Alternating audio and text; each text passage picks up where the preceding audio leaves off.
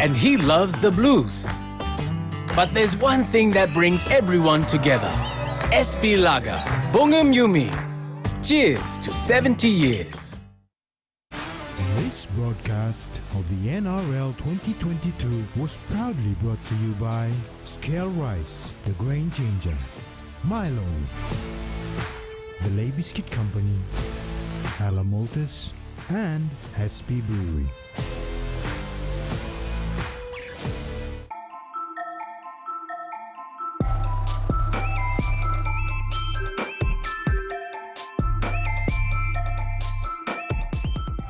The TVWAN News is proudly brought to you by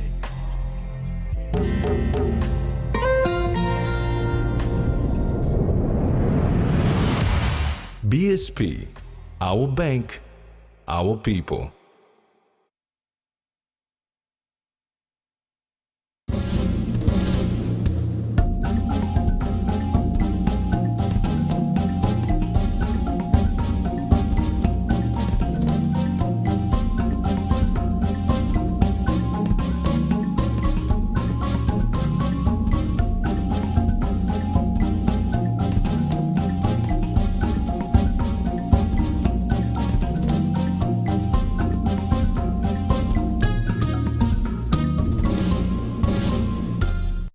Hello, this is TVWAN News. Thanks for joining us.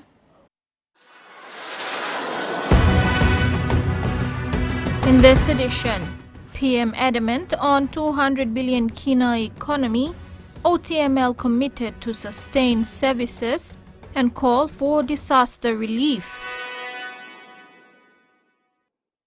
James Marape, in his inauguration address as Prime Minister in the 11th National Parliament on August 9, anchored his statement on the remarks he made in Parliament on May 30, 2019. The Prime Minister adamantly stated his vision for the country to develop into a 200 billion Kina economy. James Marape, in his inauguration address as Prime Minister in the 11th National Parliament on August 9, anchored his statement on the remarks he made in Parliament on May 30, 2019. I have to remind all of us my statement on 30th of May 2019. I said Papua New Guinea must be the richest black Christian nation on earth. I said Papua New Guinea must become an economy that has peaked past 200 billion Kina by the turn of this decade. I said Papua New Guinea must be a country that takes back more from our resources and plow back into our domestic economy. The Prime Minister emphasized that his statement recognized that Papua New Guinea's political forebears ushered in political independence in 1975. He said they crafted legislations, built institutions, wrote policies, and established relationships to deliver us political independence. Today's generation, my generation, you with me in this parliament, the baton has been passed to us. The task is before us, however big it may be. And that is why when Pangu went to the elections, we said, with political independence, this generation must give economic independence to Papua New Guinea. Investors, bilateral partners, opposition voices out there, not just in Parliament, but out there in society, if you doubt that this was not contemporary, the election result shows that these conversations are totally necessary to ensure Papua New Guinea fares into a society that blesses not just Papua New Guineans, but our investors and our partners within our source and those who have relationships with us. Marape reiterated that his government is consistent with Vision 2050 on the development phases of the country to be smart, wise, fair, healthy, and a happy society by 2050. Meanwhile, through a media statement, Dr. Osman Sanida, director of the Papua New Guinea National Research Institute, put forward some key areas that he believes the new parliament must address. The key priority areas that need to be addressed according to Dr. Sanida include conducting the national population census, ensuring broad-based economic growth, effective implementation of laws and strengthening the sub-national government system. Dr. Sanida made this statement based on what has transpired in the elections and the economic and social issues currently faced by the country. In addressing law and order issues in his inauguration speech on Tuesday, August 9, Prime Minister James Marape suggested a reform in the structure of law enforcement with one ministry called Internal Security for Police and Correctional Services. I am seriously thinking of combining CIS into an internal security ministry. One minister responsible for the internal security of our country. Any lawbreaker, you are an enemy to the country. When we talk about taking back more, getting back more, growing our economy, building an economy, that is totally redundant or useless if our law and order environment is not conducive. The Prime Minister said the government would look at the country's disciplined forces closely and work on instilling discipline back to the command structures. A strong focus of our government would be in the law and justice sector. We'll ensure that our law enforcement agencies are given greater and full support. Police and correctional services will be no longer side ministries, but core ministries going forward. Lawbreakers will be seen and pronounced as enemy to our country. We want to also work with our judiciaries and our ministerial services. All appropriate pathways for dispute resolution must be established. The village courts, the district courts, the national court and supreme courts, so that an holistic approach to law and justice sector work. The Prime Minister further added that the government would also look at partnering prisons for juvenile centers. I want to introduce a concept for correctional service institution. No longer will it just be a prison. It must be a place of correctly building our citizens to become better Papua New Guineans. We are looking at prison industries concept, a concept that National Alliance government introduced in 2009 but was left on the shelves. Correctional service will become a holistic place of building citizens better, linking them to trade and skills, linking them to SME, linking them to working for our country. Or if, for instance, children who are parentless and roaming, loitering in our cities, picked up, put into juvenile centers and trained, schooled, and make them become better citizens. Correctional services, you have a bigger role to play in this government going forward.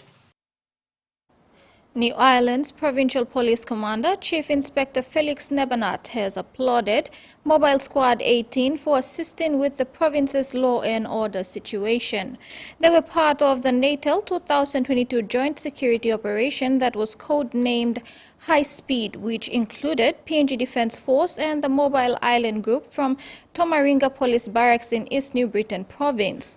The PPC said he was impressed with MS-18's swift operation and high standard of professionalism, especially after the departure of MS-17. The team came in as part of New Ireland's final phase post-election upon the PPC's request. He thanked the responsible authorities in the RPNGC hierarchy for making this possible.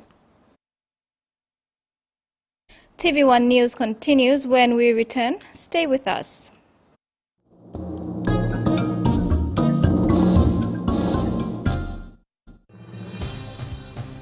With Bsp Internet Banking, you can enjoy your banking at home, at work, or wherever you are. Bsb Personal Internet Banking allows you to view your accounts and transactions, transfer money, bill pay, schedule future payments, or access your bank statements. Visit your nearest Bsb branch to register now. Bsb Internet Banking, the smarter way to bank. Bsb, our bank, our people.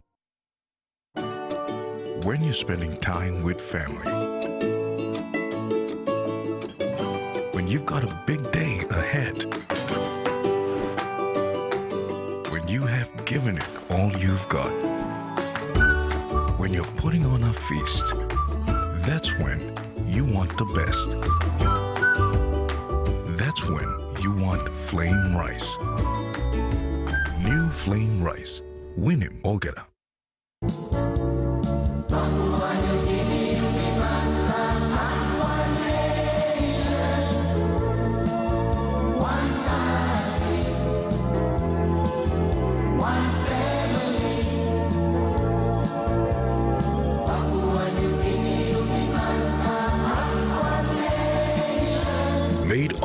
from the highest quality beef, oxen palm, is PNG's pride and the world's favorite.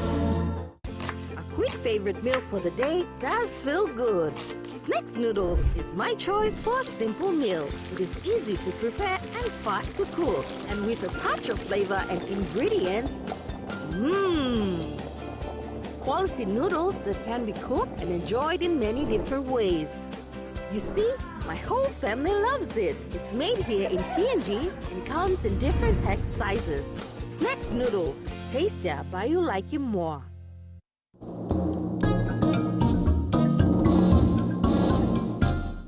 Welcome back. Chief Inspector Felix Nebanat has further acknowledged local police personnel, especially Senior Sergeant Josephine Venine, the Rural Police Station Commander for Konos in New Island Province.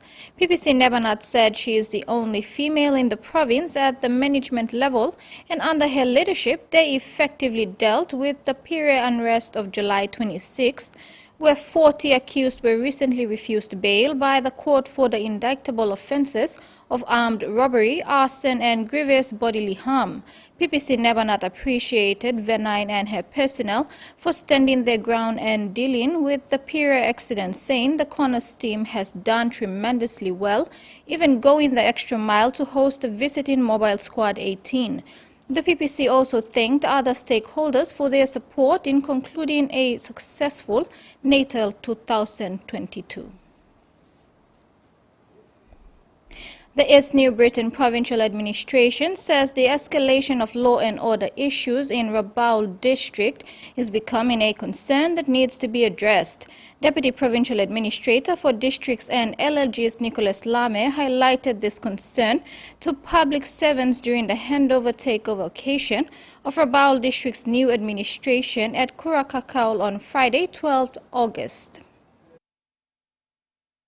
Administrator for Districts and LLGs, Nicholas Larmes, said ongoing fights witnessed in a number of villages in the district, including resettlement areas, have affected schools and impacting many children. He said the provincial administrator, Wilson Matava, has instructed districts to come up with a logical framework to assist with law and order issues. He reminded that law and order is everyone's business and encouraged the use of taking restorative justice approach in communities to promote mediation between parties. Matava said the ongoing problem at Gela Gela resettlement is between families and relatives, and the root causes must be established. The outgoing Rabaul District Administrator, Peter Lapim, has highlighted the district's patches of plantations, and these can be used as a guide to come up with decisions to resettle the population. He said parents must be reminded of their core responsibilities and obligations to play a role in managing their children, encouraging them to behave responsibly and be positive. Susan Oriape, TVWAN News. Octedi Mining has stated that they are committed to ensuring the closure of the mine is done in accordance with the approved mine closure plan when the mine ceases production.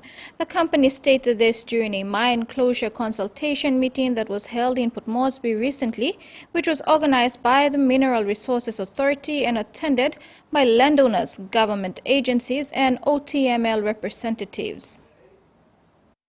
Octedi Mining Limited's closure plan was developed in 1977 and has since been updated. The plan includes the decommissioning of mining infrastructure, rehabilitation of operation sites, ongoing monitoring of the affected environment, the transfer of public infrastructure or services currently provided by OTML, and the establishment of a fund to implement the plan. OTML stated this during a mine closure consultation meeting that was held in Port Moresby from August 3rd to the 5th, which was organized by the Mineral Resources Authority and attended by landowners, government agencies and OTML representatives. One of the key challenges highlighted is the transfer of public infrastructure and services, which include Kiunga Power, water and sewage systems, Tabobil Hospital, Tabobil Township and maintenance of the Tabobil-Kiunga Highway to third parties before mine closure. However,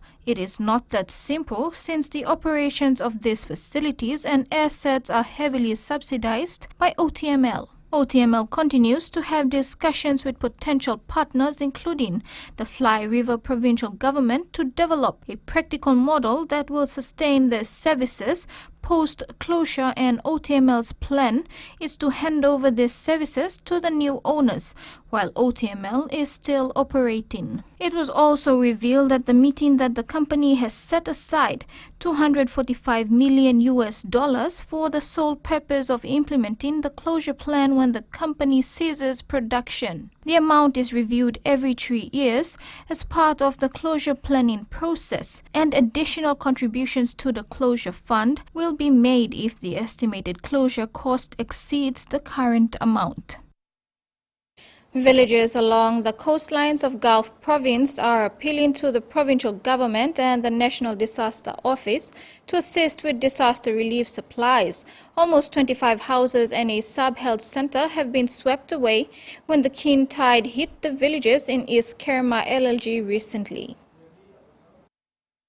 After a week-long of king tide, almost 25 houses in Kukipi, Isapeape, and Lese Aviara in East Kerma LLG have been swept away, including a sub-health center.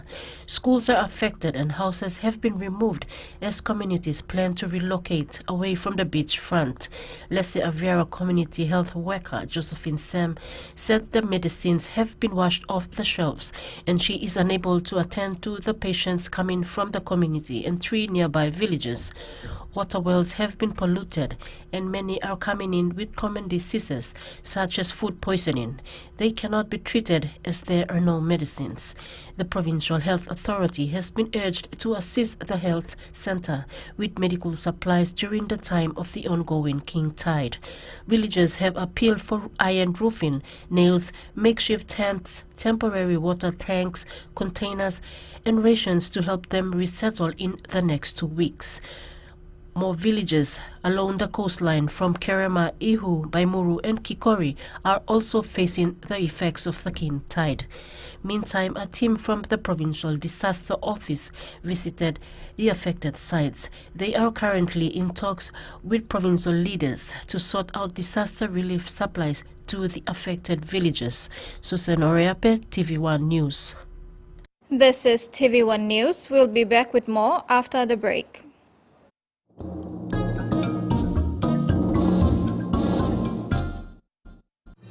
Experience a convenient and smarter way to do your banking with Bsb Mobile Banking. You don't have to leave the office or your home to pay for bills. You can view your account balance, transfer funds, top up phone credits, or purchase easy paid units wherever you are. Visit your BSB branch today to register now for Bsb Mobile Banking. Bsb Mobile Banking, the smarter way to bank.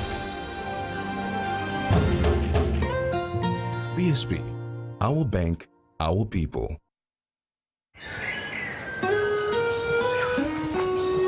From the rich soils of the highlands, the finest coffee has been grown by generations of Papua New Guineans. Expertly blended and roasted with over 80 years of experience, making the finest cup of Nescafe New Guinea blend. PNG's own coffee. Open Lens.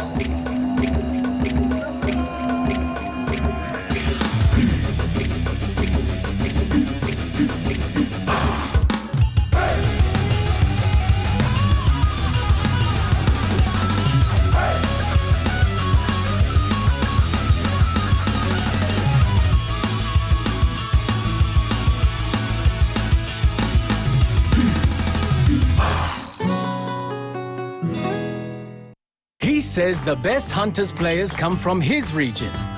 So does she. But there's one thing that brings everyone together. Bsb Lager. Bongum Yumi. Cheers to 70 years.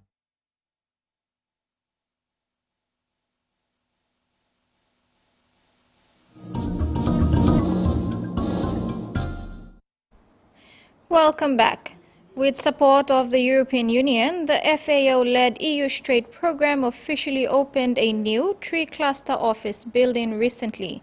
The office will host the program along with the East Sepik Provincial Divisions of Agriculture and Livestock, Cocoa Board, and the National Agriculture Quarantine and Inspection Authority. The new-look office building is powered by 189 solar panels, which significantly reduces greenhouse gas emissions and reduces the collective dependence on fossil fuel. The solar panels supply the building with 90 kilowatts of energy, relieving the resident agencies and authorities from relying on fossil-generated electricity for their needs, including lighting, ICT, water pumping, and temperature control. The building, currently co-resided by the program and provincial agricultural bodies, will be transferred over to the East Sepik Provincial Administration at the end of the program and will continue to provide a sustainable base for sustainable support to agriculture-related services in the province. Officiating the opening ceremony, Ambassador Janay Videtish, head of the European Union delegation to PNG, in his address says he was happy to see that things are moving in the right direction to bring sustainable benefits to the people of East Sepik. The East Sepik Acting Deputy Provincial Administrator James Baloiloi expressed his appreciation to the European Union for funding the EU Strait PNG program and the interventions that the program is doing in East Sepik and Sundown provinces. Thanking the European Union for its generous funding support, Dr. Shubin San, the EU Strait Program Coordinator, said the new climate-friendly facility, which is fully powered by solar energy, also provides a space to welcome, advise and serve the farmers, including interested women and youth, who play very important roles along agri-food value chains. In sports, the PNG Hunters and Townsville Blackhawks fought out a highly entertaining contest in round 18 of the QRL Host Plus Cup, with both sides setting for a 23-23 draw at Bycroft Oval, Runaway Bay. The draw result is a positive one for the Hunters, who were impressed with their intent and execution in key moments. At halftime, the score was Blackhawks 16 and Hunters down by 12 points. Both sides came out with intent in the second half, but it was the smarts and execution of the Hunters that led to next points, with Blackhawk fighting back in an even contest to force a draw. Hunters head coach Matt Church was delighted with his side's response after a disappointing showing against the Sunshine Coast last week. He said the kicking game was much better and it allowed Hunters to build pressure and create scoring opportunities.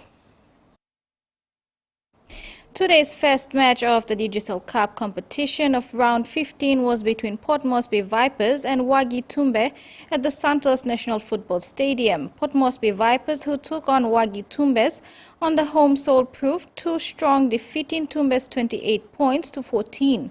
Let's take a look at the highlights. Then he decides to put it on the toe, rolling nicely there, and eventually picked up by Junior Kale and his... The grubber again. Oh, that's a try. Oh dear. Ailing's up now with Aaron Kamba, and Aaron is over the line. Is that a try? Here comes again Kokote. Oh, almost intercepted there, but here they come, and yeah, they've gone in for a try there. And here's a kick back on the inside. That was a well-rehearsed move, and Stanley goes in and dives on the ball. Trying to barge his way over. So he plays it very close to the line. They shift it back towards the short side. The show and go too easy. What a big dummy. Tuber still 5 away from the line. Coming back now towards center field. This it's over. Peter Joe is claiming a try. A big hit there. And the tackle had to be made very close to the line. Here they come. They shift it back towards the short side. Ah, beautiful try. So the Vipers looking to close up this match this afternoon. And Gisberg claims a try there. Yeah, so well done to the boys. And that ends the news tonight. Remember to apply the following simple measures to prevent transmission of the coronavirus. Regularly wash your hands with soap and water. cough or sneeze into your elbow, and exercise social distancing. If you are feeling sick, please stay at home. You can also call the COVID-19 hotline number for more information or assistance.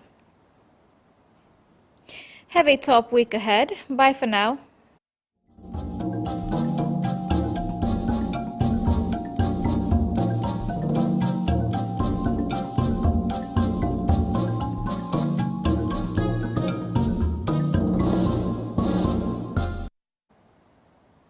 TVWAN News was proudly brought to you by